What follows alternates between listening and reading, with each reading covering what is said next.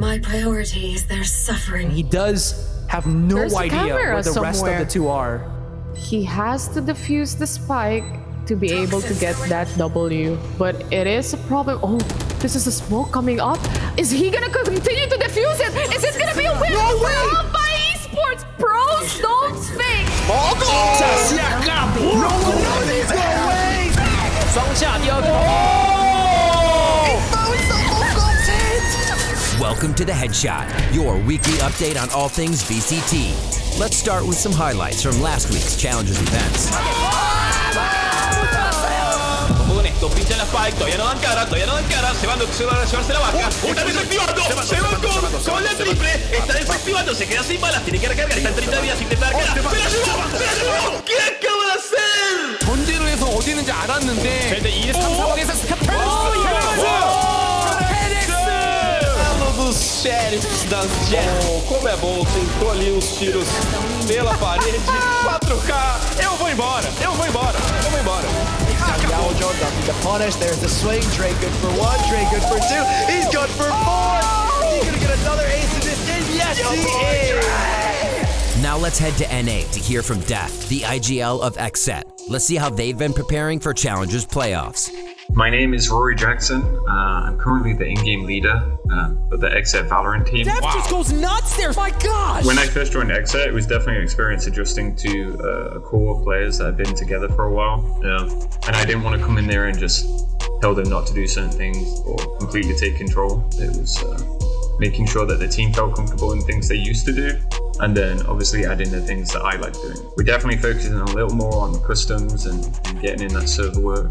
I think it's really important to just keep getting the reps in the customs that you're doing. So I think the fact that we're going to see eventually a bunch of different maps and then a ton of agents, you're going to have to be really flexible in the way you play. Yeah, really exciting to see the future of Valorant and how adaptive some teams can be, and I think the best teams in the world currently are the most adaptive. This week was coming in, no time, the clutch for Death. So the team that I'm most excited to play against is Sentinels again. It seems like Sentinels are a team that people are afraid of. Kenz was trying to deny the play, but he gets shut down. I kind of like to explain to the team that they definitely are human, and it's just the first year, and everyone's settling down. They definitely have a skilled team, but we feel now, after that result in Challengers 1, that was the moment I think it clicked for the team that, hey, we can compete with them and put a bit of a respect on our name, you know. The real key here is to get back into a finals against them and get a bit of payback, because we feel like we kind of lost the game instead of them winning the game. Great start to the second half from XSET. Def padding the stats as he gets to 4. Sentinels for now is the guys that we want to beat,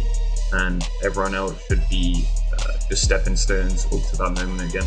Thanks, Def. A lot went down in the VCT this week. Hundreds of teams' VCT runs came to a close as the final open qualifiers were held in most regions. Let's see who made it into this week's main events. Stage 3 Challengers is nearing completion in Korea. F4Q, TNL, Vision Strikers, and NewTurn have all secured their spots in Challengers playoffs. The rest of the teams in the group stage will battle it out this weekend to determine who will take the 4 remaining playoff spots. Among them is Damwon Kia, who were knocked into the lower bracket by F4Q. Can Damwon qualify for playoffs and keep their VCT run alive? Tune in this weekend to find out. Nearby in Japan, the final Challengers playoffs teams have been decided. Fennel, Reject, Feeling, and Insomnia will all advance into the playoffs, where they'll fight icons like Crazy Raccoon and Zeta Division for a shot at Masters Berlin. Brazil completed their Challengers 2 main event, locking in the first 4 teams for Challengers playoffs. Stars Horizon, Sharks, Vikings, and Gamelanders Blue will all advance. A notable omission here is one of Brazil's top teams, Furia, who were knocked out of the bracket by Team Vikings. Luckily for Furia, they'll have one more shot to qualify at Brazil's Challengers 3 main event.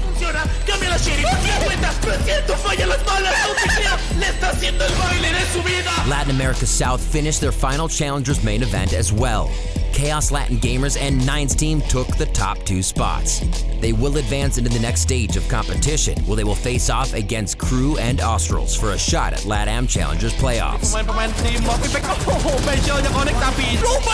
Lastly, Challengers 2 main events occurred throughout Southeast Asia, where several more teams secured their playoff spots. Full Sense from Thailand, Alter Ego from Indonesia, Galaxy Racer from the Philippines, Cerberus Esports from Vietnam, CBT Gaming from Hong Kong, Taiwan, and Uwu from Malaysia, Singapore.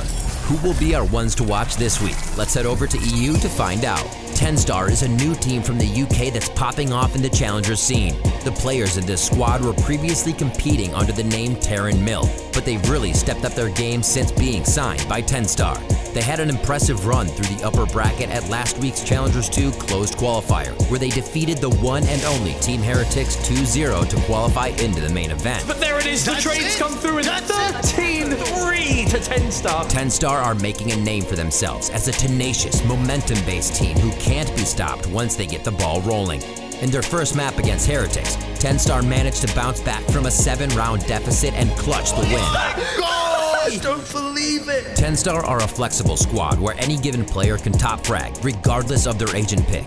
Polvi is a talented duelist who put up some impressive stats in this event, achieving a peak average combat score of 360 as Jet on Breeze against Heretics. Cray is known for his aggressive Viper and Killjoy play. He also put up some incredible numbers last weekend, hitting a whopping 397 ACS on split against Team Queso. Number 3! With their interesting team compositions and aggressive playstyle, there's a lot to love about TenStar.